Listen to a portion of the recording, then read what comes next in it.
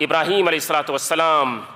جنہیں ہم توحید کا امام کہتے ہیں، جنہیں اللہ نے ان ابراہیم کان امۃ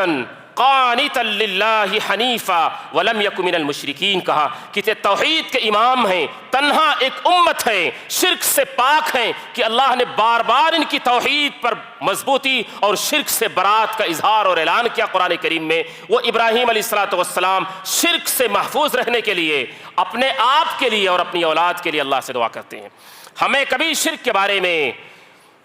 بہت غلط فہمی کا شکار نہیں ہونا چاہیے،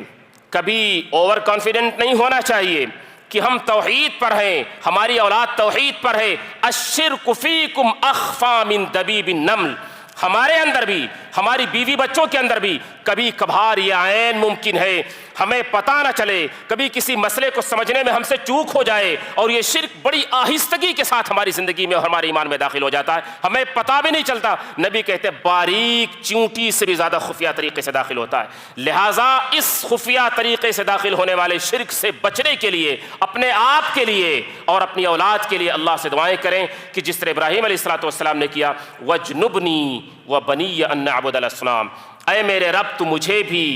میری اولاد کو بھی، یا ہم سب کو بھی اور ہماری اولاد کو بھی شرک سے اور بتوں کی عبادت سے محفوظ کر لے۔ اور رسول اللہ صلی اللہ علیہ وسلم کی سکھلائی ہوئی دعا،